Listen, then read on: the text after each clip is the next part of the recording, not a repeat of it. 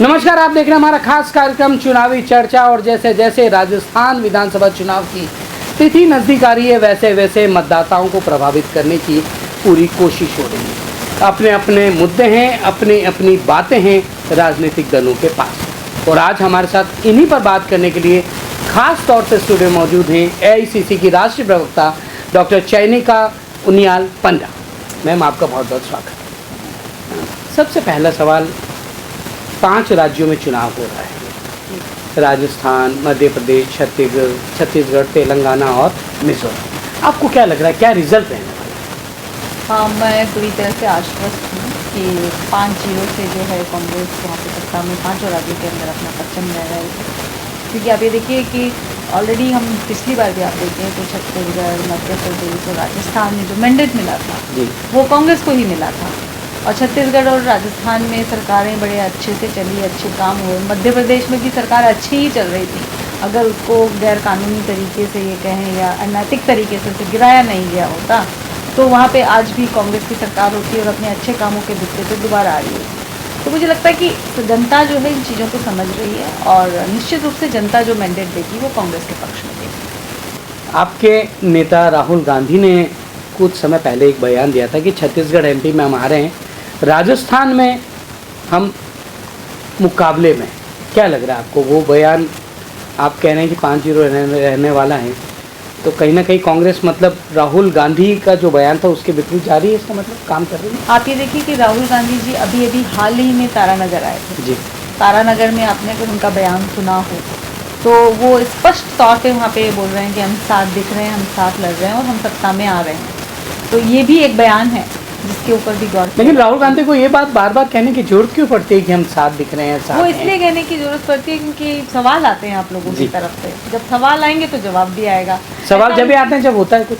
नहीं, सवाल तो देखो पत्रकार हैं और उनका काम है सवाल करना, लेकिन ये सवाल मुझे लगता है कि कांग्रेस से ज़्यादा आते हैं, भाजपा से कम आते हैं। क्योंकि भाजपा में आपका परसों जो आपका जिन्होंने अपना संकल्प पत्र जो रिलीज़ किया था, उस समय आप देखिए वसुंधरा जी की जो भावभंगिमाएँ हैं उससे कितना उनका कमिटमेंट समझ में आ रहा है, लेकिन उस पर उतना सवाल नहीं होता। लेकिन राहुल गांधी ने अपना बयान दिया कि हम सब साथ हैं तो उस पर सवाल हो रहा है। तो मुझे लगता है कि अभी तक जो पत्रकार हैं शायद वो इस बात से बाहर नहीं निकल पा रहे कि सत्ता में कौन है। चलिए, अब हम राजस्थान पे आते हैं। आप इन दिनों राजस्थान प्रवास पर हैं, आप राजस्थान को बहुत नज़दीक से देख रहे हैं, खासकर जोधपुर संभाग में आप काम भी कर रही हैं। आपको क्या लग रहा है राजस्थान में क्या रिजल्ट रहने वाला है? क्योंकि जैसा हमने देखा मतदाता मौत है, आपको नहीं लगता है मतदाता बोल नहीं रहा है कुछ? देखिए, मुझे लगता है कि राजनीति के जो तरीके हैं वो बदल रहे हैं जी। राजनीति करने का, राजनीति में प्रचार का, सब चीज़ों में एक बदलाव जो है धीरे धीरे आप देखने को मिल रहा है। क्योंकि जो 10 साल पहले जो जिस तरीके से चुनाव होते थे वो आज नहीं है ना। कुछ चीज़ें बदल रही हैं, कम्युनिकेशन के साधन बदल रहे हैं, सोशल मीडिया ज़्यादा हावी हो गया। मीडिया से भी ज़्यादा आज आप ये देखिए कि जितने भी बड़े बड़े मीडिया हाउसेज हैं वो भी आपके सोशल मीडिया के ऊपर जा रहे हैं ताकि उनको व्यूवर्स को अपनी तरफ अट्रैक्ट करें। तो चीज़ें बदल रही हैं। और जहाँ तक राजस्थान का सवाल है, मैं ये मानूँगी कि राजस्थान सरकार ने इतना अच्छा काम किया है हर क्षेत्र में, और ऐसा कोई भी तबका नहीं छूटा जिसके बारे में सरकार ने ना सोचा हो और ना उनके लिए कोई हितकारी काम किया। तो जो काम है वो निश्चित रूप से लोगों के दिलों और दिमाग में है। और मुझे लगता है कि जो जनता है भले ही मौन हो, लेकिन इस मौन में ये दिखता है क्योंकि मौन तब है जब वो संतुष्ट है। अगर वो असंतुष्ट होती तो वो मुखर होती, सवाल कर रही होती, विरोध कर रही होती। लेकिन मौन है, इसका मतलब हमारे कामों से जनता संतुष्ट है और वो हमें वोट करेगा। राजस्थान में एक रिवाज सा रहा है, 5 साल बाद सरकार बदली। आपको क्या लग रहा है, जिस फॉर्मूले पे कांग्रेस बात कर रही है, काम कर रही है, नेता आपको बोल रहे हैं कि इस बार रिवाज बदलेगा, आपको लगता है बदलेगा? 100% रिवाज बदलेगा। क्योंकि आप ये देखिए, अभी मैं हाल ही में हमारे प्रदेश अध्यक्ष का वीडियो देख रही थी, बड़ा फेमस हो रहा है कि पूरी जनता नाच रही है। ऐसा वीडियो आपको किसी बड़े नेता की उसमें भी नहीं दिखेगा भाजपा। तो उसमें ये दिखता है कि जनता हमारे साथ है और वो चाहती है कि कांग्रेस वापस आए। तो रिवाज बदलना तो सवाल। कांग्रेस 7 गारंटी के दम पर चुना जी, और बीजेपी मोदी गारंटी। आपको क्या लगता है, 7 गारंटी वर्सेस मोदी गारंटी? देखिए मोदी जी की गारंटी तो वही समझ में आ रही थी जब उन्होंने 15 लाख की गारंटी दी थी या और बहुत सारी गारंटियाँ उन्होंने दी, 2 करोड़ रोजगार, न जाने कौन कौन सी गारंटी। लेकिन कांग्रेस ने जो कहा उन्होंने किया, और 7 गारंटी ही क्यों, 7 गारंटी से पहले जो कुछ किया है आपकी एक भाजपा सरकार बताइए जहाँ 25 लाख का स्वास्थ्य बीमा मिलता हो। एक भाजपा सरकार बताइए जहाँ पे उन्होंने ओपीएस को लागू किया हो। एक भाजपा सरकार बताइए जहाँ के सरकारी कर्मचारियों को कैशलेस स्वास्थ्य का लाभ मिलता हो। एक भाजपा सरकार बताइए जिन्होंने आम जन के लिए अंग्रेजी माध्यम के स्कूल खोले हों। तो आप ये देखिए कि जो सरकारें होती हैं वो कोई पूंजीपतियों का कोई कॉर्पोरेट हाउस नहीं है कि वो सिर्फ और सिर्फ लाभ के लिए। सरकारों का जो काम है वो जन कल्याण और वेलफेयर से चलता है। इवन आप ये देखिए अमेरिका जैसा पूंजीपति राष्ट्र भी वेलफेयर स्कीम की बात करता है, जो घोर पूंजीपति राष्ट्र है। हिंदुस्तान तो वैसा है भी नहीं, हिंदुस्तान उतना विकसित भी नहीं है। तो जो विकासशील देश है उसकी सरकारों का ये मतलब दायित्व तो बनता है कि वो आम जनता के लिए जन कल्याण की बात सोचे, और इस सरकार ने वो सोचा है। और इसीलिए ये जो गारंटियां हैं, क्योंकि अब इसी वजह से क्या है ना कि सिर्फ मोदी बचा है, भाजपा के पास मुद्दे नहीं बचे, और कांग्रेस के पास मुद्दे हैं, अपने काम किए हुए मुद्दे हैं, करने वाले कामों के जो वादे किए हैं वो मुद्दे हैं, उनका जवाब उनके पास है। जो भाजपा का संकल्प पत्र आपने भी देखा होगा उसको निश्चित तौर पर, जो कांग्रेस ने गारंटियाँ दी हैं या जो काम किए हैं कुछ ना कुछ उसी तरीके से। देखिए उस तरह से बिल्कुल भी नहीं है। मैं तो ये कहूँगी कि उन्होंने कोई रिसर्च ही नहीं किया, मतलब या तो उन्होंने किया नहीं है या जो उनकी रिसर्च टीम है बहुत ही वाहियात है, उनको उसको बदलना चाहिए। अभी देखिए उन्होंने सिर्फ घुमाने फिराने की बात की है। उन्होंने जैसे बात की कि 450 रुपये सिलेंडर उज्ज्वला वाला, तो उज्ज्वला योजना किसकी है? राज्य सरकार की होगी, केंद्र सरकार की जो योजना है उसके लिए आपको राजस्थान के चुनावों का इंतजार करने की क्या ज़रूरत है? आप केंद्र से जारी कर दीजिए। भाई आप 500 में दे रहे हैं, उन्होंने 50 रुपये कम कर दिए। तो पूरे देश के लिए कर दो आप तो, आप राज्य की क्या बात कर रहे हो? आपको जब उज्ज्वला में 450 को देना है तो देश भर वालों को दे दो भाई। आप राजस्थान के चुनावों का क्यों इंतजार कर रहे हो? दूसरी तरफ उन्होंने कहा हम हर जिले के अंदर जो है महिला थाना खोलेंगे। वो महिला थाना ऑलरेडी है, कौन नहीं जानता। फिर ये कहते हैं हम रोमियो स्क्वाड खोलेंगे। रोमियो स्क्वाड एक तरीके का भड़काने वाला जुमला है, जबकि राजस्थान सरकार में ऑलरेडी निर्भया स्क्वाड है। और जब आप संवेदनशील होते हैं किसी मुद्दे को लेकर के तो आप संवेदनशीलता भरे नाम देते हैं, आप भड़काऊ नाम नहीं देते हैं। तो सब आप ऑलरेडी स्क्वाड। फिर आप ये देखिए ये कहते हैं कि हम 1200 रुपये जो है 12,000 रुपया कर देंगे किसान निधि, वो भी केंद्र सरकार की योजना है। आज कर दो भाई, तो आपको चुनाव का क्यों इंतज़ार करना है? पूरे देश के लिए कर दो क्या? जबकि ये जो हमारी राजस्थान सरकार है वो किसानों को फ्री बिजली दे रही है, 1800 रुपया महीना है ना, 21,000 समथिंग पूरे साल भर का होता है। बुजुर्गों को 1,000 रुपये पेंशन दे रही है, तो 12,000 तो वैसे ही उनके पास में बुजुर्ग किसानों के पास भी जाएगा ही जाएगा।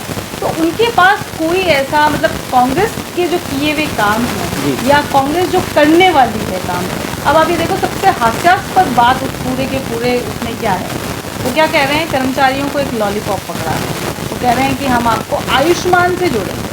ये तो एक तरह का डिमोशन हो गया भाई। जो सरकारी कर्मचारी ओपीएस पा रहा है, जो सरकारी कर्मचारी आरजीएचएस जैसी योजना पा रहा है जिसमें सिर्फ मतलब आपका ओपीडी ही नहीं बल्कि आप कहीं से भी दवाई खरीदो, हॉस्पिटल से खरीदो, बाहर से खरीदो, सब कुछ मुफ्त है, टोटल कैशलेस जो सुविधा पा रहा है, उसको आप 5 लाख रुपए बीमा वाली जो आयुष्मान का लॉलीपॉप पकड़ाना चाहते हैं। तो इनसे तो सीधा सीधा सवाल पूछना चाहिए कि भाई ओपीएस के बारे में आपकी क्या राय है? 25 लाख का बीमा दोगे आप कि नहीं दोगे? आप आरजीएचएस को लागू रखोगे कि नहीं रखोगे? आप अंग्रेजी माध्यम स्कूलों का क्या करने वाले हो? क्योंकि पिछली बार तो आपकी सरकार ने 13,000 स्कूल बंद कर दिए थे, 10,000 से ऊपर स्कूल थे। मेरे खुद के छापर जो टाउन है जहाँ मैं पली बड़ी हूँ, वहाँ पे 5-7 स्कूल हैं। जिस स्कूल में मैंने प्राइमरी की है वो आज भी बंद है, खंडर हो रही है। तो आप ये देखिए आपने तो उस समय बंद करने के काम किए थे, तो जो हमने खोले उनका आप क्या करने वाले हो? उनके पास कोई जवाब नहीं, सिर्फ ये बरगलाने की इधर उधर। आपको क्या लगता है ओपीएस को कांग्रेस एक चुनावी मुद्दा बनाना चाहती है और निश्चित तौर पर हिमाचल में सरकार ओपीएस के जी कांग्रेस कहती है कि भाई ओपीएस को हम देश भर में लागू करते जाएंगे, तो एक साथ साथ मैं कहूँ कि 24 की भी तैयारी चाहिए। ओपीएस का कितना प्रभाव आप मानती हैं चुनाव में पड़ने वाला, क्या मुद्दा बनेगा? बिल्कुल मुद्दा बनेगा। अभी आप देखिए दिल्ली में यूपीएस को लेकर रामलीला मैदान में पूरे देश भर के सरकारी कर्मचारी इकट्ठे हो गए, कितनी बड़ी वाली न्यूज़। तो जितने सरकारी कर्मचारी हैं वो रिटायरमेंट के बाद जो आप न्यू पेंशन कहते हैं उनको दे रहे हो, वो मतलब आपका कुछ भी कवर नहीं करती। आपका बुढ़ापा जो है अब बिल्कुल इनसिक्योर। सरकारी नौकरी में जाते ही लोग आप ये देखिए, आप 5 साल आप एमएलए एमपी ले जाते हो, आपको जीवन भर पेंशन मिलती है। जिस आदमी ने जिंदगी के अपने 25, 30, 40 साल दिए, उसको पेंशन क्यों नहीं मिलनी चाहिए भाई? आप ये बताइए, वो पेंशन क्यों बंद होनी चाहिए? कह रहे हैं कि हाई लेवल कमेटी बना के उसका वो दबाव उस पे काम कर रहे हैं। वो दबाव पड़ने की वजह से, अगर कांग्रेस ओपीएस को मुद्दा नहीं बनाती, क्योंकि जब शुरुआत में मुद्दा बनाया था तो पूरी तरह से उसको रिजेक्ट किया था भाजपा ने, लेकिन जब देखा कि ये मुद्दा जो है वोटों को प्रभावित कर रहा है तो उन्होंने हाई लेवल की कमेटी की बात कर दी। तो ये सरकार ही ऐसी है जो दबाव की बात कोई सुनती है, और जब भीड़ होती है और दिखता है कि हाँ जो है हम पे असर पड़ रहा है, हमारी सत्ता पे असर पड़ रहा है, तब ये थोड़ा थोड़ा पीछे खिसकना शुरू करती है। किसान आंदोलन में भी यही हुआ था, शुरू में आउटराइटली रिजेक्ट किया था, बाद में सारे बिल वापस लिए। तो ओपीएस भी एक ऐसा जनकल्याणकारी मुद्दा है जो कांग्रेस सरकारों ने बिना किसी दबाव के इसको अपनाया है, और भाजपा अब दबाव के अंदर इस पर विचार करने की बात कर रही है। तो ये डिफरेंस है दोनों पार्टी की सोच में। हम जब अभी चुनावी रुख जानने के लिए लोगों के पास गए तो आपने कहा जैसे ओपीएस है या गारंटी योजना है, तो उसको लेकर कई खासकर यूथ का एक ही कहना था कि साहब ये निःशुल्क वाला काम बंद होना चाहिए, हमें स्वावलंबी कब बने। देखिए मैं ये कहूँगी कि जब मैंने पहले भी कहा कि सरकारें जन कल्याण पे चलती है, ठीक है। अब कुछ चीज़ें ऐसी होती हैं जो सरकारों को जिनके बारे में सोचना ही चाहिए, जिसमें आपका शिक्षा एक क्षेत्र है, क्योंकि चिकित्सा एक क्षेत्र है जहाँ पे ये आप अगर जन कल्याणकारी सोच के साथ आम आदमी को अपॉर्चुनिटी नहीं देते, क्योंकि शुल्क वाली सुविधा ऐसा नहीं है कि बंद कर देना चाहिए। निःशुल्क का मतलब ये थोड़ी ना कि हम शुल्क वाला बंद कर दे रहे हैं भाई। जिसको अगर दिल्ली यूनिवर्सिटी में नहीं पढ़ना है, जिसको जिंदर जाना है और 3 लाख रुपए 6 लाख रुपए देनी है, वो दे देगा, वो नहीं रुकेगा, है ना। पर जिसके पास वो नहीं है, क्या उसको एक क्वालिटी एजुकेशन की ज़रूरत नहीं है? उसको क्यों नहीं मिलनी चाहिए भाई? आप ये बताइए। उसको भी तो मिलनी चाहिए, वो भी तो इसी देश का नागरिक है, उसके पूरे मतलब पीढ़ी दर पीढ़ी लोगों ने इस देश की सेवा की है, तो उस बच्चे को क्यों ना मिले? उसका दायित्व किसका बनेगा? सरकारों का बनेगा। अगर कोई बीमार है और उसके पास प्राइवेट अपना इलाज कराने की सुविधा नहीं है, तो क्या ये सरकार का दायित्व नहीं है कि अपने नागरिक के स्वास्थ्य का वो जो है ध्यान रखे? तो ये बात सिर्फ मुफ्त की नहीं है, ये बात जन कल्याण की है, जिसको ये आजकल रेवड़ियों की बात करते हैं। ये रेवड़ियाँ नहीं है, ये जन कल्याण है, और उसी के लिए सरकारें चुनी जाती हैं। प्रॉफिट कमाने के लिए सरकारें नहीं चुनी जाती। प्रॉफिट कमाने के लिए बहुत सारे पूंजीपति हाउसेज हैं जो कमा रहे हैं इस देश के लोग। एक सवाल और है कि Bharatiya Janata party paper leak मामले और करप्शन को मुद्दा जी देखिए, करप्शन को भारतीय जनता पार्टी मुद्दा बनाती है, उससे ऐसे ज़्यादा हास्यास्पद की कोई बात नहीं है। पर मैं ये कहूँगी कि जहाँ तक पेपर लीक की बात करें, उन्होंने कहा भी कि हम SIT बनाएंगे, है ना। तो आप ये देखिए, वो SIT क्या बनाएंगे? भी कानून तो पहले ही राजस्थान सरकार बना चुकी है। एक स्ट्रॉन्ग कानून, एक मजबूत कानून बनाइए किसी भी अपराध को रोकने का। ऐसा कानून क्या इनके राज्यों में भी पेपर लीक होते हैं? क्या इनके राज्यों की सरकारों ने बनाए हैं? नहीं बनाए। ये कांग्रेस सरकार की मंशा दिखाती है कि वो इस चीज़ को रोकना चाहते हैं, इसीलिए तो उन्होंने कानून बनाया, नहीं तो क्या ज़रूरत है कानून बनाने की? ठीक है। तो आप ये देखिए कि अपराध होते हैं, विकसित देशों में भी होते हैं, लेकिन सबसे इम्पॉर्टेंट चीज़ ये होती है कि उन अपराधों को रोकने के लिए सरकारें कर क्या रही है, वो एक्शन कैसा हो रहा है, क्या लोग पकड़े जा रहे हैं, क्या लोग जेल जा रहे हैं, क्या सरकारें कठोर कानून बना करके उनको रोकने की कोशिश कर रही है।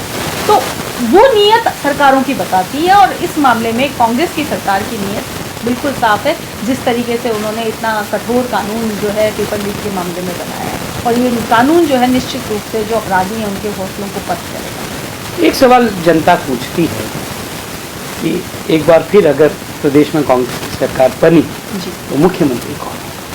देखिए, मुख्यमंत्री कौन होगा इसका जवाब देने का अधिकार क्षेत्र मेरा नहीं है। ये अधिकार क्षेत्र जो है कांग्रेस पार्टी के आला कमान का है। इस प्रदेश के चुने हुए जो एमएलएज हैं उनकी ओपिनियन का है। तो मेरे ख्याल से ये सवाल उन्हीं से होना चाहिए। लेकिन कांग्रेस चुनाव अशोक गहलोत के चेहरे पर। जी, अशोक गहलोत निश्चित रूप से इस पार्टी के सीनियर नेता हैं, तभी तो उनको राष्ट्रीय अध्यक्ष की भी बात कही गई थी, उनको राष्ट्रीय अध्यक्ष बनाया जाना चाहिए। और पुराने नेता हैं आज के दिन, राजीव जी के समय से, और कितने पुराने, जब हम पैदा नहीं हुए थे उस समय जो है वो राजनीति कर रहे हैं। तो उनका चेहरा तो हमेशा कांग्रेस के लिए महत्वपूर्ण रहा है। वो मुख्यमंत्री रहे हों या ना रहे हों, वो हमेशा महत्वपूर्ण रहे हैं। इसी का परिणाम आप देखिए कि जब आपके आंध्रा में जो सरकार कष्ट में आई थी तो अशोक गहलोत जी को भेजा गया था उसको रोकने में। तो चूँकि वो हमारे पुराने सीजन नेता हैं तो उनकी राय और उनका चेहरा तो महत्वपूर्ण है। एक सवाल और है, राहुल गांधी की राजस्थान में सभाओं में एंट्री काफी हुई है। मल्लिकार्जुन खड़गे 6 नवंबर को जब अशोक गहलोत नॉमिनेशन फाइल करते हैं उस दिन जोधपुर में उनकी सभा हुई, राष्ट्रीय सभा। राहुल गांधी भी 2 दिन पहले तारानगर में 38 दिन बाद। अब इसका कहीं ना कहीं कांग्रेस नहीं, इससे पहले 2 राज्यों में चुनाव हो गए, तो राहुल गांधी का फोकस वहाँ था। छत्तीसगढ़, मध्य प्रदेश, वहाँ राहुल जी काफ़ी सभाएँ हुई हैं। और अब कल परसों मेरे पास प्रोग्राम आया था, उसमें काफ़ी सारी सभाएँ, लगातार राजस्थान में रहेंगे, लगातार राजस्थान में उनकी सभाएँ हैं। और सीकर भी है, जैसे कि हमारे यहाँ बालसूर में है, नज़दीक में से तो 2.5 घंटे की दूरी पे, यहाँ पे भी राहुल जी की 21 तारीख को सभा है। तो निश्चित रूप से अब रेगुलरली वो रह भी जयपुर ही रहे हैं, तो ये कहना कि उनका फोकस नहीं है राजस्थान के लिए सही है। फोकस है उनका 100%। एक अब आपसे संभाग की बात करते हैं, क्योंकि अभी संभाग देख रही जी हूँ। जी। आपको क्या लग रहा है संभाग में क्या स्थिति रहने वाली, क्योंकि जो मारवाड़ जैसे कहते हैं जोधपुर संभाग बहुत महत्वपूर्ण रोल अदा करता है संभाग जी। आपको क्या लग रहा है, क्या रिजल्ट? मुझे पूरी तरह उम्मीद है, क्योंकि लास्ट टाइम भी मारवाड़ में लास्ट टाइम वाले रिजल्ट को रिपीट कर पाएंगे? रिपीट ही नहीं, मुझे लगता है कि उससे बेहतर करना चाहिए, क्योंकि मुख्यमंत्री जी का इलाका है और मुख्यमंत्री जी ने इतने अच्छे काम किए हैं।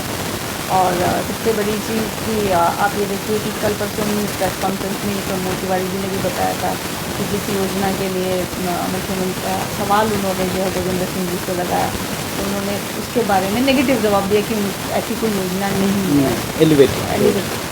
तो आप ये देखिए कि सारी की सारी चीज़ें जो है जा रही कि एक ऐसा नेता है जो मारवाड़ का ख्याल रख रहा है, और एक ऐसे नेता हैं जो सिर्फ बोली बोल रहे हैं, कर कुछ नहीं रहे, डबोल संघ की तरह। तो जनता इस चीज़ को समझती है और निश्चित रूप से उनका सहयोग और सपोर्ट जो है। चुनाव में बागी बहुत आपके भी बागी हैं। अगर संभाग में बात करें तो संभाग में 2 जगह सिवाना और शिव में कांग्रेस के बागी और मजबूत स्थिति में, निर्दलीय भी खड़े हैं। क्या लग रहा है आपको, इन लोगों का रोल क्या रहेगा आफ्टर इलेक्शन, जीतेंगे? मुझे लगता है कि जनता जो है वो कांग्रेस के निशान के साथ जाएगी, और मुझे लगता है लोगों की पहचान जो है, लोग निर्दलीय लड़ते हैं, बगावत करते हैं, तो मुझे लगता है कि पार्टी से ज़्यादा आपकी पहचान बनती है। और चूँकि आप एज ए निर्दलीय आप कुछ प्रॉमिस नहीं कर सकते हैं, क्योंकि आपके पास आपको नहीं पता ना कि आपका क्या होने वाला है इलेक्शन में।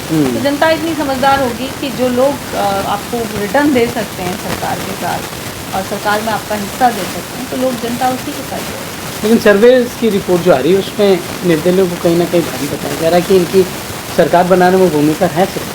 मुझे नहीं लगता, मुझे लगता है कि कांग्रेस पूरी मेजोरिटी के साथ सरकार में फुल मेजोरिटी। एक सवाल मेरा और था कि जोधपुर शहर मुख्यमंत्री सरदार प्रताप सिंह चुनाव लड़ रहे हैं, 6ठी बार है चुनावी मैदान में, लगातार 5 बार जीते हैं, अच्छे वोटों से जीते हैं, बड़े मार्जिन से जीते हैं, और एक सूरसागर सीट है, जोधपुर शहर सीट है। निश्चित तौर पर अगर आप जोधपुर में हैं, कैंप कर रही हैं, तो आप इन सीटों पर गई भी हैं। अब क्या लगता है? मैं 2 जगह अभी तक गई हूँ, जोधपुर शहर मनीषा तंवर तो यहाँ कहीं एक मीटिंग में थी, तो रायपुरा तो खैर CM का है, तो वहाँ तो कोई सवाल ही नहीं बिल्कुल है ना। वहाँ तो सवाल इस बात पे होना चाहिए कि जो मार्जिन कैसा रहता है, कैसा बढ़ेगा, कितना बढ़ेगा, ये सवाल होना चाहिए। वहाँ तो जीत और हार का सवाल ही नहीं है। और मनीषा पंवार जी के यहाँ मैं कल गई थी, एक मैं गई हूँ आपके ये गोपालगढ़, उनके यहाँ CM गीता बरबर, हाँ, जब CM की सभा थी तो उस समय मैं थी, और वो सभा बहुत मतलब सिर्फ भीड़ होना एक बात नहीं होती है, भीड़ का रिस्पॉन्स, लोगों का जुड़ाव कैसा हाँ, है? जब मैं खुद भी भाषण दे रही थी तो लोग मेरे को रिस्पॉन्स कर रहे हैं, तो मतलब मुझे जिनको जानते भी नहीं है, जब उसको भी रिस्पॉन्स आ रहा है तो जनता जो है, वो जो भीड़ है वो भीड़ फोटो में कन्वर्ट होगी। अगर शांत भीड़ खड़ी है और कोई रिस्पॉन्स नहीं कर रही है तो फिर आप अनुमान नहीं लगा सकते कि ये वोट में बदलेगी या नहीं बदलेगी, क्योंकि वहाँ बहुत ही वाइब्रेंट भीड़ थी और ज़बरदस्त वो था। तो मुझे लगता है कि गीता बरवार जी अच्छा चुनाव लड़ रहे हैं और उसको निकालेंगी। आपके मनीषा पंवार जी को कल मैंने देखा, बहुत ही डायनामिक लेडी हैं, बहुत मजबूती से चुनाव लड़ रही हैं और दोबारा जो है मुझे उनका पूरा विश्वास है कि वो एमएलए बन करके आएंगे और उन जैसी महिलाओं को तो आना भी चाहिए। मेरा आखिरी सवाल है आपसे, राजस्थान में मुकाबला मोदी और गहलोत का है, ऐसा माना जा रहा है, ऐसा क्या आपको क्या लग रहा है? बीजेपी 2024 के हिसाब से तैयारी कर, देखिए मोदी, फिर मैं वही कहूँगी ना कि सिर्फ एक मोदी चेहरा लेकर के आप जनता को क्या दिखाना चाहते हैं? आपके पास मुद्दे कहाँ हैं? मुद्दे भी तो होने चाहिए ना। आपका संकल्प पत्र ही बिल्कुल ऐसा लग रहा है कि बिना मतलब आपने हिंदुत्व का मुद्दा है, देखिए आप एक भी मुस्लिम को टिकट नहीं दिया गया बीजेपी में, इसीलिए देखिए इस मामले में वही कहूँगी ना कि जब आपके पास मुद्दे नहीं होते तो आप दो चीज़ें करते हो, या तो आप ध्रुवीकरण की बात करते हो या फिर आप पाकिस्तान याद आने बहुत लगा आजकल। आपको याद होगा कि जब कल एमपी में भी याद आ गया, वहाँ पे भी याद आ गया, बिहार में इनको याद आया था।